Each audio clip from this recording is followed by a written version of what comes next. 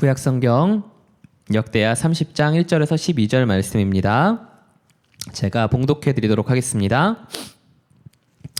히스기야가 온 이스라엘과 유다의 사람을 보내고 또 에브라임과 므낫세의 편지를 보내어 예루살렘 여호와의 전에 와서 이스라엘 하나님 여호와를 위하여 유월절을 지키라 하니라.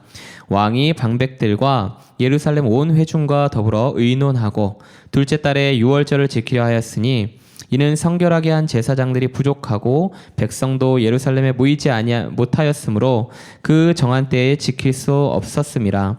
왕과 온 회중이 이 일을 좋게 여기고 드디어 왕이 명령을 내려 브엘세바에서부터 단까지 온 이스라엘에 공포하여 일제히 예루살렘으로 와서 이스라엘 하나님 여호와의 유월절을 지키라 하니 이는 기록한 규례대로 오랫동안 지키지 못하였음이더라.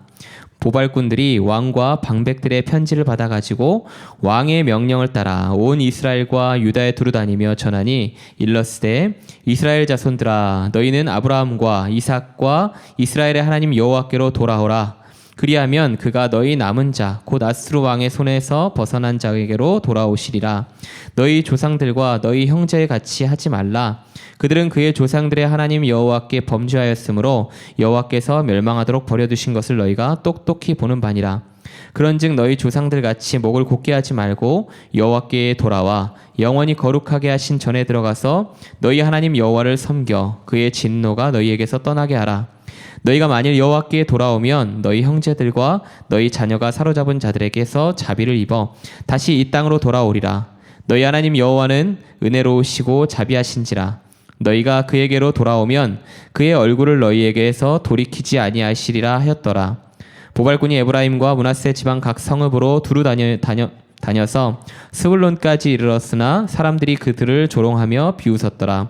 그러나 아셀과 므낫세와 스불론 중에서 몇 사람이 스스로 겸손한 마음으로 예루살렘에 이르렀고 하나님의 손이 또한 유다 사람들을 감동시키사 그들에게 왕과 방백들이 여호와의 말씀대로 전한 명령을 한 마음으로 준행하게 하셨더라. 아멘. 네, 반갑습니다. 저는 이제 지난 시간에 이어서 오늘도 이제 역대기 히스기야 이야기를 좀 나누려고 해요. 지난 시간에 이제 나누어 드렸던 내용들을 기억하실지는 모르겠어요. 역대기의 어떤 목적성에 대해 좀 나누었었는데, 자, 역대기는 역사의 일부를 다루고 있지만 그 역사를 넘어서 하나님의 백성들을 향한 교훈과 이를테면 이 강력한 설교가 묻어있는 이 말씀이다라고 이야기를 드렸었어요. 그쵸? 예, 처음 듣는 것 같은 느낌으로 좋습니다. 처음 듣는다 생각하고 다시 하면 되는 거죠, 뭐. 그쵸? 자, 그리고 이제 당대에 이 글을 읽었던 이들에 대한 이제 설명도 좀 드렸었어요. 어떤 설명을 드렸었냐면, 저는 이 역대기가 포로기 이후에 써졌다는 학설을 따르고 있습니다. 그렇기 때문에 당시 유다 왕국의 현실이 좋지 않았죠. 자, 왕국 재건이 왕국 자체가 붕괴되어 있었던 시기이기도 하고 그나마 이제 성전을 재건하려던 것도 멈추어져 있었던 시기였어요. 어떻게 보면 다 안 되던 시기라고 볼 수 있겠죠. 희망이라고는 소망이라고는 찾아볼 수 없는 이 절망의 시대를 살아가고 있었던 것이 이 당시 이 남유다 왕국의 백성들이었던 거죠. 근데 중요한 건 뭐냐면 그러한 시대 속에서도 꾸준히 사람들은 범죄를 저지릅니다. 소망이 없어도 희망이 없어도 말씀을 따라 살지 않으려고 노력하는 그 인간들의 어떤 뭐라 그래야 될까요? 죄성? 그것이 무던히 나타났던 시기가 이 시기라고 볼 수 있는 것 같아요. 늘 하나님 앞에 배교하고 떠나 살고 문란하고 음란하고 그리고 이방인과 결혼하지 말라고 말씀하셨던 그 말씀에 대한 것들을 저버리며 살아가는. 그러니까 그런 거예요. 하나님의 백성들이라는 이름은 있는데 하나님의 백성처럼 살아가지 않는 거죠. 이름만 하나님의 백성처럼 살아가는 사람들이 너무나 많았던 거예요. 근데 주변을 둘러보면 나라는 망해 있고 뭔가를 세워보고자 하지만 세워지지도 않고 얼마나 답답한 시대를 살았겠어요. 그렇죠? 그러니까 이 시대를 보면 혼란이에요. 혼란인 거죠. 뭘 해도 되지 않고 주변에서는 그런 거죠. 요즘 이제 교회 다니면서 막 이제 그런 얘기들 괜찮아 다 해도 돼. 나도 크리스찬이야. 나도 교회 다녀. 이런 말들이 막 성행하고 있었던 시기란 말이에요. 그런 시기 속에서 사람들이 생각해 보세요. 내가 그리스도인으로서 잘 된 길을 걸어가고 있는 것 같아. 헷갈리겠죠. 헷갈리고 어지러운 시기였단 말이에요. 그런데 사실 이 말씀을 왜 나누고자 했냐면 저희가 살아가고 있는 이 시대도 똑같거든요. 한 번도 혼란스럽지 않았던 시기가 없었어요. 인간 역사에 대한 것들을 바라보면 뭐가 진짜야? 뭐가 중심이야? 뭐가 맞는 거야에 대한 이 질문과 답변이 끊임없이 교차하면서 어떤 이들은 타락하는 길을 걸어가기도 했고 어떤 이들은 제대로 된 길을 걸어가기도 했고 여러 가지 어떤 그 역사 속에서 혼돈과 혼란을 살아갈 수밖에 없었던 시기를 겪어왔단 말이에요. 그 시기가 지금 이 시기에도 이어지고 있는 거고요. 마음과 생각을 온전히 지켜내지 못했기 때문에 원래의 자리를 이탈할 수밖에 없게 되는 상황들이 곳곳에서 발생하고 있었던 그 시대. 그런 의미에서 이 말씀은요, 이 시대의 교회를 향해 그리고 하나님의 자녀들을 향해 하나님께서 말씀하시는 거예요. 뭐라고 말씀하십니까? 이 시대를 살아가는 너희가 바른 중심으로 살아갈 수 있기를 원한다. 그래서 역대기 말씀드렸잖아요. 역사적인 내용에 대한 것들도 분명히 있지만 어떻게 보면 과장되어 보이기도 하고 어떻게 보면 되게 허구인 것 같이 보이기도 하는 내용들이 들어있어요. 그 내용이 들어있는 이유는 한 가지입니다. 왜요? 설교이기 때문에 그 사람들에게 선포하는 거예요. 여러분, 하나님께서는 이것을 원하십니다. 역사를 보세요. 이 역사를 통해서 하나님께서 뭘 원하시는지 우리가 바라보고 그 역사 앞에 바로 우리를 직시해야 됩니다. 우리가 그 자리로 나아가야 합니다. 그 내용을 지금 역대기에서 다루고 있다는 거죠. 하나님의 마음이 역대기 안에서는 그렇게 나타나고 있다는 거예요. 그러면 제가 이제 말씀 제목을 이렇게 적었거든요. 그리스도인으로 살아남기. 1편이 그때 이제 3주 전에 했던 말씀이었고 오늘 2편이에요. 자, 1편에서는 그리스도인으로 살아남으려면 이 히스기야를 통해서 살펴봤던 게 뭐였냐면 첫째가 성결이었어요. 깨끗하게 하라는 거죠. 가서 뭐 이렇게 몸을 씻으라는 게 아니라 그 성결 자체가 주는 의미는 하나님께 리턴이었어요. 그 성결함 자체가 주는 의미가 뭐였냐면 하나님께 돌이켜서 그 원래의 모습을 회복하라라는 거였거든요. 근데 공교롭게 오늘 주제는 예배예요. 오늘 주제는 예배인데 그 예배 안에도 동일한 내용들이 들어있습니다. 한번 살펴볼까요? 자, 우리가 이 시대를 바라가게 살아가려면 먼저 하나님을 향한 온전한 예배의 자리를 지켜야 한다라는 것이 오늘 중요한 키워드입니다. 히스기야가 왕이 되고요. 제일 먼저 행했던 게 뭐였냐면 성결의식이었어요. 근데 성결의식이었어요. 죄된 것을 파기하고 우상을 척결하고 씻어내는 성전을 깨끗이 회복해 나아가는 그런 시간들을 보냈단 말이에요. 왜 이런 시간들을 보냈냐면 아버지 세대에 망쳐졌기 때문에 그래요. 히스기야라는 왕이 왜 굳이 성전을 깨끗이 만들고 원래의 자리로 돌아가기 위해서 그토록 애를 썼냐면 아하스, 그 히스기야 왕의 아버지였던 아하스 왕 시대에 사람들이 성전을 망가뜨렸어요. 예배를 망가뜨렸어요. 이게 예배야. 뭘 예배라고 했냐면 자, 저기 가서 저 나무를 섬기는 게 예배야. 저기 가서 저 왕을 섬기는 게 예배야. 너희들이 성전에 와서 성소에 와서 하나님을 예배하는 것은 이제 그것은 예배가 아니야. 그건 시대에 뒤떨어진 거야. 그렇게 얘기했다고요. 예배가 깨졌어요. 성전이 망가졌어요. 성전 문을 닫아버렸어요. 이 시대로 치면 교회를 갈 수 없게 만들어놨다는 거죠. 그런 거예요. 야, 너 왜 교회 안에만 예배가 있다고 생각해? 자, 술집에도 있어. 물론 넘어가겠습니다. 이상하게 빠질까봐. 네, 어쨌든 하나님은 교회 안에만 계시진 않지만 그럼에도 불구하고 벗어나려고 하는 거예요. 벗어나려고 하는 거죠. 왜 너희만 특별해? 왜 그것만 예배야? 아니야. 왜 하나님 앞에만 길이 있다고 생각해? 여기도 길이 있고 저기도 길이 있고 이것도 예배지. 모든 게 혼란스럽고 혼돈스러웠던 아버지 시대였어요. 아하스 왕, 히스기야의 아버지. 그렇기 때문에 히스기야가 제일 먼저 했던 건 뭐냐면 일단 모두 조용히 해봐. 좀 우리 깨끗해지자. 우리 좀 하나님 앞에서 깨끗해지자. 니네가 예배라고 말하는 것들 있잖아. 그런 것들 일단 다 조용히 해. 하지 마. 하지 말고 먼저 우리를 바라보자라는 거였어요. 그렇기 때문에 시작됐던 게 뭐였냐면 성결 의식이었어요. 일단 우상 오케이 없애. 성전 더러워 깨끗해. 깨끗하게 만들어. 예배하던 사람들이 없어? 이제 레위인들도 다 쳐버렸기 때문에 예배를 집도하던 다 불러들였어요. 그래서 일단은 원상복귀 시켜보자. 그리고 우리를 좀 돌아보자. 하나님 앞에서 뭐가 잘못됐냐. 그렇게 깨끗하게 하시는 그 성결 의식을 마무리 지었던 거죠. 성결 의식을 먼저 진행했던 거예요. 망가져 있던 것을 먼저 회복하기 위해서. 그리고 그 성결 의식이 끝나고 나니까 해야 되는 것이 명확해진 거죠. 뭐예요? 제사. 구약 시대의 제사. 이 시대의 예배인 거예요. 예배를 회복하는 그 자리로 나아가야겠다라는 것들을 명시하고 예배 개혁을 시작합니다. 불러드려. 이제는 불러드리고 성소를 깨끗이 했으니까 우리가 성소에 모여서 우리가 예배하자. 그런데 그냥 예배만 드리는 것뿐만 아니라 우리가 여태껏 해오지 않았던, 하나님 앞에 지키지 않았던, 하나님께서 말씀하셨음에도 불구하고 행하지 않았던 유월절을 다시 지키겠다. 히스기야 왕이 그렇게 이야기하고 선포한 거예요.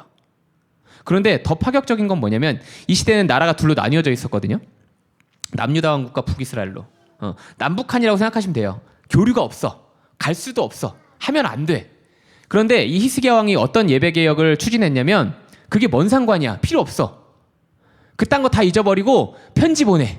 빨리 편지 보내서 뭐 저쪽 북쪽에 있던 남쪽에 있던 모여서 우리가 다시 하나님을 예배하던 그 자리로 예배의 회복을 도모해 봅시다. 유월절 절기, 하나님께서 지키라고 하셨던 그 절기를 다시 한번 지켜봅시다 라고 얘기했다는 거예요. 엄청난 일이에요. 지금 그런 거잖아요. 우리가 북한에 갑자기 뛰어들어가가지고 자 여러분 교회로 모이세요. 예배합시다. 그럼 뭐라 그럴까요? 총 맞고 뒤로 돌아오겠죠. 똑같은 거거든요. 네, 똑같은 거란 말이에요. 근데 하물며 그 시대에 북한이란다. 북한이 아니에요. 북이스라엘은 망한 시기였어요. 망한 시기. 네? 그렇잖아요. 나라가 없어졌어요. 그리고 아수르라는 나라의 속국이 돼서 민족이 섞였어요. 그 안에서 그 사람들을 제대로 찾는 것조차도 쉽지 않았거든요. 그런데 그럼에도 불구하고 하고자 했던 이유는 뭐냐면 예배의 온전한 본질이 뭔지를 다시금 되뇌이기 위해서 히스기야가 이렇게 했던 거란 말이에요. 자, 사람들 반응 어땠을까요? 얘기하는 거, 병신. 뭐하러 저 짓을 해? 제가 욕했다고 놀라지 마시고요. 저 자주 하니까 놀라지 마세요. 네. 자, 사람들이 반응하는 거예요. 왜 바보같이, 왜 등신같이 저런 짓을 하는 거야? 비웃었어요. 네. 비웃었단 말이에요. 오지 않았어요. 왜? 그것만 예배가 아니라고 생각하니까. 우상 숭배하는 것도 제단에 악한 짓을 행하는 것도 하나님 예배하는 거라고 생각했으니까. 그런데 그럼에도 불구하고 일부 하나님을 향한 갈급함이 있었던 그들이 돌아왔습니다. 성경에서 얘기하고 있죠. 뭐라고 얘기하냐면 아셀과 므낫세와 스불론 중에서 몇 사람이 스스로 겸손한 마음으로 하나님 앞에 나왔다고 얘기해요.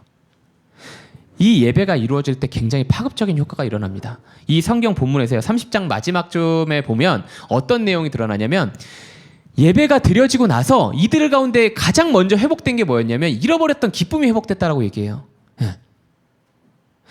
믿는 자들의 마음에서 없어졌던 마음. 그 기쁨이 왜 나타납니까? 하나님을 향한 소망과 희망과 그 기대함이 회복되었기 때문에 기쁨이 다시 회복된 거예요. 그리고 기쁨이 회복되니까 이들이 뭘 했는 줄 아세요? 31장 보면 그런 내용이 나타나요. 스스로 왕이 명령하지 않아요. 야, 없애 하지 않아도 자기들이 자발적으로 나가서 뭘 하기 시작하냐면 하나님과 관계에 방해됐던 그 모든 것들을 끊어내기 시작했다는 거예요. 그러니까 여러분 그런 겁니다. 예배가 회복되면요. 우리 안에 부어주셨던 그 예배의 본래의 목적과 본래의 본질이 회복되면 바뀌는 거예요. 우리가 교회를 기쁨으로 만들어야지 막 이렇게 하지 않아도, 우리가 우상을 없애야지 막 이렇게 하지 않아도, 하나님과 관계에 방해되는 거 다 없애버려야지 하지 않아도 예배가 회복됨과 동시에 그 모든 일들이 일어난다는 거예요. 그러면 그렇겠죠? 예배의 본질이 뭔지 그럼 주목을 해봐야 되지 않겠습니까? 그렇죠? 예배를 회복하면 그 모든 것들이 다시금 원래의 자리로 돌아오게 된대요. 우리가 잃어버렸던 것 다 다시 찾을 수 있게 된대요. 우리가 그 안에서 하나님과의 그 기쁨이 다시금 회복이 된대요. 그러면 예배가 뭔지에 대한 것들을 우리가 알아야 될 거 아니에요. 그렇죠? 예배가 뭔가요? 괜찮아. 네, 예배가 뭘까요? 사전적인 의미로 보면 그런 거예요. 그냥 경외하는 마음으로 그분을 경배하고 찬양하고 적응 안 되죠? 괜찮아요. 조금 있으면 적응돼요. 경배하고 섬기는 거예요. 찬양하고 경배하고 섬기는 거. 이게 예배의 사전적인 의미예요. 그런데 오늘 말씀을 살펴보면 6절부터 9절까지 그 보발꾼들을 통해서 보낸 편지 안에 그 편지 안에 내용이 들어있어요. 어떤 내용이 들어있냐면 한번 읽어볼까요?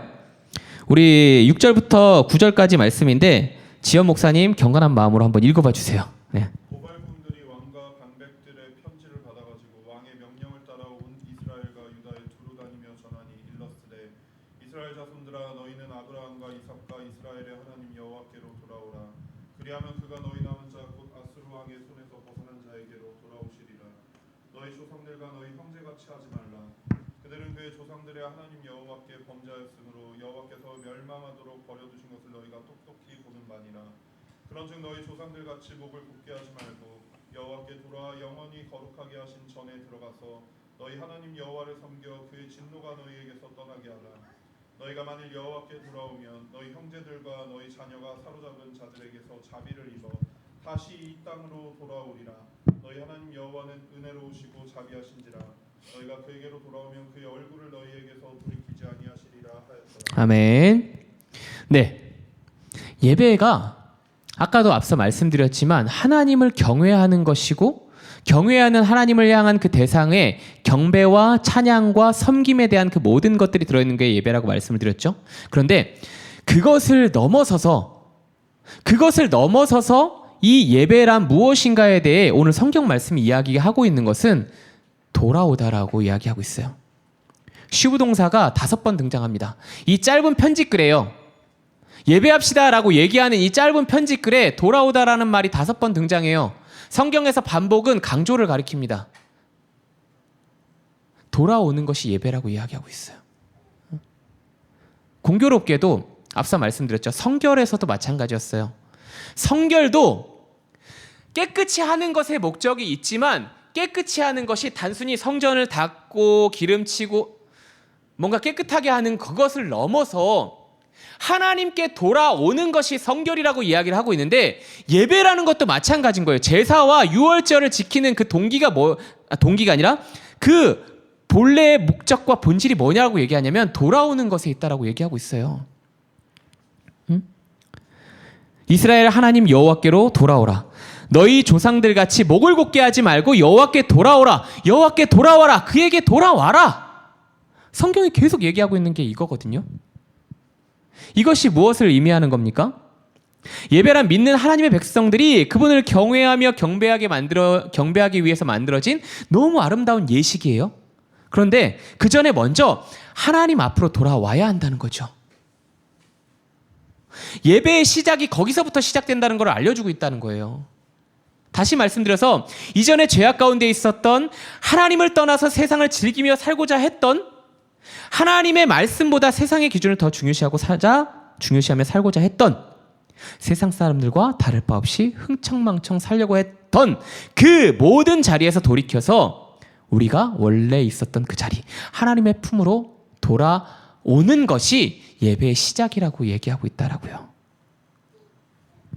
그 중심에 하나님을 세워드리는 자리로 먼저 나아가야 한다. 그것이 예배의 시작이다. 그것으로부터 예배가 시작된다라고 얘기하고 있다고요. 여러분 생각해 보세요. 겉으로 아주 휘황찬란한 예배를 드립니다. 너무나 아름다운 찬양이 선포되어지고 많은 성가대와 많은 세션들과 많은 찬양팀과 겉으로 보기에도 너무나 웅장한 파이프 오르간 소리도 막 팍팍 들으면 막 진짜 막 이렇게 전율이 팍 이렇게 오거든요. 들어보셨어요? 파이프 오르간 소리 들으면 그냥 와 갑자기 내가 성자가 된 것 같은 느낌이에요. 막 없던 믿음이 막 생기는 것 같은 느낌이 들 때도 있고 막 그래요. 물론 저만 그런 걸 거예요. 다른 분들은 안 그렇죠. 그럴지언정 네? 그런 찬양팀이 있고 그런 성가대가 있고 그런 규모가 있고 그런 예배당이 있고 그런 오르간이 있고 그런 악기가 있고 그런 세션이 있고 그런 섬기는 자들이 다 있어요. 있는데 그 안에 하나님을 향한 마음이 없으면 어떨까요? 그 안에 하나님을 향한 돌이킴이 없다면 그 중심 안에 하나님 안 계시면 그거 예배라고 부를 수 있으시겠어요? 그게 무슨 예배예요? 그 중심에 하나님 계시지 않으면요, 예배라는 이름으로 100만 번 무릎을 꿇을지언정 그 예배 아니에요. 쇼예요, 쇼. 퍼포먼스죠. 왜 주일마다 가서 우리가 그런 쇼를 해야 합니까? 응?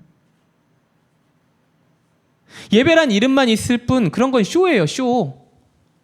엔터테인먼트라고요. 우리 하나님께서 그래서 말씀하시는 겁니다.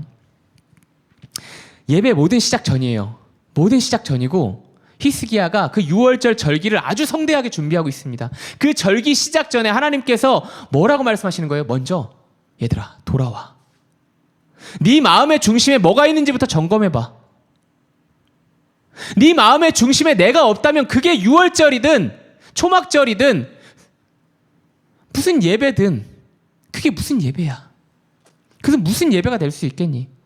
네가 그런 마음으로 어떻게 나를 바라보며 경배할 수 있겠니? 어떻게 그것이 찬양이 될 수 있겠니? 그것이 어떻게 섬기는 마음이 될 수 있겠니? 라고 말씀하시는 거예요. 당대의 그 남유다 백성들에게, 그리고 이 시대의 교회와 우리 그리스도인들에게 돌아와라. 네 안에 내가 있니? 그 중심에 내가 있느냐?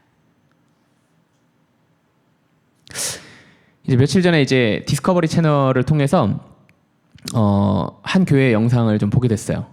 제가 굉장히 좋아했던 교회이기도 하고 그 교회의 찬양을 굉장히 좋아했습니다. 이름만 들어도 딱 알 수 있을 만한 그런 교회예요. 한국 교회는 아니고요. 해외에 있는 교회입니다.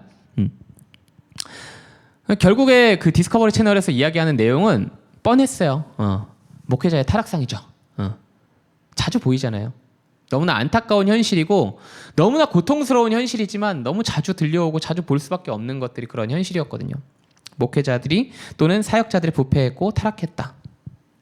그런데 저는 그 영상을 보면서 목회자의 부패함들이, 저와 같은 이제 목회자들의 그 부패함들이 그냥 편안하게 볼 수 있었다는 게 아니라 그거보다 더 충격적인 이야기를 접하게 됐어요.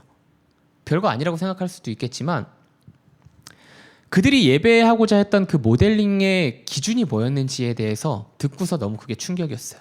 너무 좋아하는 이 찬양들이 많았거든요. 그런데 그 교회가 메가처치가 되는 거, 큰 교회가 되는 게 목적을 가지고 있어요. 그런데 그 큰 교회가 되기 위해서 어떤 기준을 두고 교회를 세워가기 시작했냐면 딱 한 가지였어요. 니즈를 파악해라. 사람들의 니즈가 뭔지, 사람들의 동향이 뭔지, 트렌드가 뭔지 거기에 주목하라는 거예요. 이게 왜 잘못됐는지 아세요? 이게 왜 잘못됐냐면요, 예배의 주체가 바뀐 거예요. 예배를 기획하기 시작한 거예요. 왜요? 누구를 위해서요? 사람들이 좋아하는 걸 위해서. 이렇게 하면 사람들이 좋아하겠지? 이렇게 하면 사람들이 막 즐거워하며 기뻐 뛰며 난리를 치겠지? 지금도 그렇거든요. 그 교회는요, 대규모 콘서트가 매일같이 매 주마다 이루어집니다. 막 사람들이 막 미친 듯이 모여가지고 난리도 그 난리가, 연예인들 엄청나게 많고요. 유명 인사들 어마어마하게 많고요. 찬양팀 세션이요, 타의 추종을 불허합니다. 전 세계적으로 타의 추종을 불허할 정도로 굉장히 장난 아니에요. 목사님들은 어떨까요? 굉장히 트렌드합니다. 딱 보면 와, 정말 이 시대에 걸맞는 굉장히 트렌드함으로 무장되어 있는 교회다. 딱 볼 수 있거든요. 근데 그게 어디서부터 시작이 된 거냐면 사람들을 주목하는 것에부터 시작이 됐다는 거예요. 사람들의 니즈를 채워가는 게 뭘까? 사람들이 좋아하는 건 뭘까? 사람들은 뭘 원할까? 그런데 예배는 그게 아니잖아요. 하나님 뭐라고 말씀하십니까? 중심에 뭐가 있냐라고 얘기하거든요. 사람을 바라보는 것이 아니라 하나님을 경외하는 것, 하나님을 경배하는 것, 하나님을 찬양하는 것, 하나님을 섬기는 것, 하나님을 기쁘시게 해드리는 것이 예배임에도 불구하고 근데 물론 우리가 뭘 기쁘시게 해드릴 수 있겠어요, 저희 같은 사람들이. 근데 그럼에도 불구하고 예배는 그런 거라고요. 그런데 예배가 바뀌고 있었던 거예요. 대형 집회, 콘서트, 찬양팀이 조직되고 예배 본질이 흐트러지고 있었다는 거죠. 이 이야기를 듣는 것이 정말 저는 그냥 이런 표현이 딱 맞아서 소름 돋았어요. 왜 아무도 눈치채지 못하고 여기까지 왔을까? 물론 눈치챈 사람들도 있었겠지만 왜 이 지경이 될 때까지 우리는 바라보지 못했을까? 하나님은 이 예배를 바라보시면서 뭐라고 생각하셨을까? 하나님이 이 예배를 통해서 무엇을 고민하셨을까? 우리 아버지의 마음은 어떻게 되어 있었을까? 그 예배의 대상이 하나님이 아니라 인간이 되어 있습니다. 인간의 감정의 만족을 위해서 만들어지기 시작한 것, 곧 예배가 엔터테인먼트화 되었다는 거예요. 예배의 모양만 있을 뿐 본질은 사라져 버린 거죠.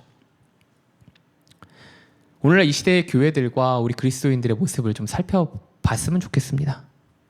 이렇게 변질되고 있는 것은 아닌지 생각해 봤으면 좋겠어요. 우리 누구를 예배를 하고 있습니까? 누구의 만족을 위해 찬양하고 있고 누구의 만족을 위해서 예배라는 이름으로 모이고 있나요?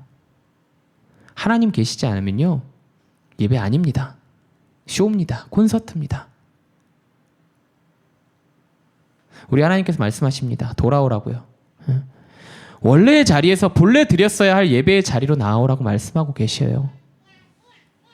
시대를 향한 하나님의 외침은요, 하나님의 선언과 선포는요, 돌아옴으로부터 시작된다라고 말씀하고 계십니다. 사랑하는 우리 더복교회와 우리 믿는 성도 모든 성도 여러분, 다시 돌아가야 합니다. 다시 돌아가야 돼요. 그리고 되짚어 봐야 돼요. 우리 예배는 어떤 예배인가? 저는요, 우리 더복교회가 계속 이 질문에 맞닿아 있었으면 좋겠어요. 우리 바른 예배 드리고 있는 거예요? 우리 하나님 예배하고 있는 거예요? 우리 진짜 교회예요? 늘 우리 안에 이 질문과의 싸움이 있었으면 좋겠어요. 우리 교회 안에, 우리 예배 안에요. 여러분, 우리 예배가 온전하지 않으면요, 우리가 그리스도인으로 살아남을 수가 없어요. 이 시대 속에서 우리가 어떻게 살아남습니까? 무슨 힘으로 살아남아요? 혼돈 그 자체를 우리는 늘 살아갈 수밖에 없는데 우리가 무슨 힘으로 살아가요? 예배가 온전히 세워지지 않으면요, 우리는 무장 해제하고 나가 있는 거나 마찬가지예요. 예배의 자리로 다시금 돌이킬 수 있는 저희가 될 수 있기를 원합니다. 저는 그래요. 목사로 지금 이제 2009년부터 사역자로 살았던 것 같아요. 2009년부터 이제 사역자로 살았고 2024년 이제 더복교회에서 이렇게 같이 섬기게 되기까지 많은 시간들을 교회 안에서 보내왔어요. 그런데 교회가 잘못되었다고 얘기를 드리고 싶은 건 아닙니다. 교회가 잘못되었고 교회들이 바뀌어야 된다 이런 얘기를 드리고 싶은 게 아니라 힘들었어요. 2009년부터 그런 사역자로 살아오기 시작하면서 내가 언제 예배를 드렸지? 라는 생각들이 늘 제 안에 그 갈증으로 남아 있었어요. 주일날 예배 드리고 왔는데 드렸다는 이 사실은 있지만 드렸다는 그 마음은 없어요. 늘 예배 드리러 가는 시간이 너무나 고통스러웠어요. 교회 가는 게 너무 힘들어요. 왜 그런 얘기 있잖아요. 엄마 나 교회 가기 싫어요. 아니야 너 목사라서 가야 돼. 이 얘기 저 얘기거든요. 엄마 나 교회 가기 싫다니까요. 야 네가 목사야. 교회 가기 너무 싫었어요. 주일날. 왜냐면 주일 예배 마치고 났는데 예배 뭐지? 나 뭐 하고 온 거지? 현실이 그렇긴 해요. 사역자로 살아가다 보면 예배에 참여하고 예배를 드리는 게 아니라 그냥 예배를 기획하는 기획자가 되어 있더라고요. 프로듀싱 하고 있어요. 쫙. 예배에서 어디서 어떻게 나와야 되고 이건 이렇게 돼야 되고 저건 저렇게 돼야 되고 이 반응 나와야 되고 뭐 내가 방송국 그 뭐 저기 하는 사람도 PD도 아니고 너무 힘들었어요. 번아웃이 왔죠. 번아웃이 왔어요. 하나님 저 예배 드리고 싶은데 예배가 뭡니까? 왜 예배가 싫을까요? 하나님 왜 예배가 어려운 걸까요? 왜 예배를 이름만 남아있는 그 예배를 우리 안에서 점검해 봐야 합니다. 본래의 그 예배의 자리, 우리가 놓쳤던 그 자리로 다시금 돌아가야 돼요. 하나님 돌이키라고 말씀하고 계십니다. 돌이키라고 말씀하고 계실 때 우리가 돌이켜야 돼요. 그 시간을 놓치면 언제 다시금 우리가 그 자리로 돌아갈 수 있게 될지 모를 것 같아요. 그리고 우리가 교회를 위해서 기도해야 합니다. 무엇을 기도합니까? 하나님, 이 땅의 모든 교회들이요, 예배의 본질을 다시금 회복할 수 있도록 주님 도와주십시오. 하나님, 바른 예배로 나아갈 수 있도록 우리 안에 그 기도의 마음을 주십시오. 우리 더복교회로부터 그 예배가 세워지는 것들을 하나님 보게 해주십시오. 한 사람이 모이든 두 사람이 모이든 세 사람이 모이든 그게 뭐가 중요합니까? 그 안에 우리가 하나님을 예배하고자 하는 중심만 있다면 그게 진짜 예배인 거거든요. 그것이 정말 하나님 기뻐하시는 예배인 거거든요. 우리 그 예배 앞으로 나아갈 수 있기를 간절히 소원합니다. 우리가 그 예배를 사모함으로 주님 앞에 나아갈 수 있기를 간절히 소원합니다. 그리고 우리 교회뿐만 아니라 우리 교회 하지 않잖아요, 우리. 그렇죠? 왜 하지 않습니까? 교회는 다 하나님 거잖아요. 그 교회 안에서 하나님의 마음이 정말 회복될 수 있기를 위해서, 그래서 정말 성도들이, 믿는 성도들이 어느 교회를 가든지 그냥 와, 정말 이 하나님 예배하는 그 예배의 감격을 다시금 회복할 수 있었으면 좋겠어요. 그 감격이 회복될 때요, 그 온전한 예배의 본질이 회복될 때 이 성경에서처럼 변화되지 않겠습니까? 기쁨이 회복되었더라. 기뻐하더라. 기쁨이 충만하더라. 좋은 일이 있어서 그런 게 아니라 하나님 때문에 기쁨이 충만하더라. 이게 우리의 이야기가 될 수 있지 않겠습니까? 사랑하는 여러분, 우리 그 말씀을 기억하면서 돌아갑시다. 돌아갑시다. 내 중심에 뭐가 있는지를 하나님 앞에 점검해보고 돌아갑시다. 저부터요. 우리가 그러한 삶으로 하나님 앞에 나아갈 수 있는 저희가 되기를 원합니다. 우리 이 시간에 잠깐 기도했으면 좋겠습니다.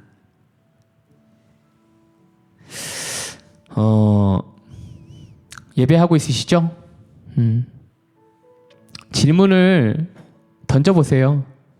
나 오늘 예배했어요, 하나님? 아버지, 저 오늘 예배했어요? 저 다음 주는 예배할 수 있을까요? 제가 지금까지 예배해 왔을까요? 하나님 말씀해 주시지 않겠습니까? 우리 그 하나님 기대하는 마음으로 기도했으면 좋겠어요. 하나님, 제가 하나님을 예배하고 있지 않다면, 이 땅의 교회들이 하나님을 예배하고 있지 않다면 우리가 어떤 모습으로 돌아가야겠습니까? 내 안에 돌이켜야 할 것은 무엇이 있겠습니까? 하나님을 만나야 할 것은 무엇이 있겠습니까? 제 중심에 뭐가 필요합니까? 우리 조용히 우리 묵상하면서 하나님 앞에 여쭙고 아뢰는 시간 되기 원합니다. 우리 함께 기도하겠습니다. 아버지,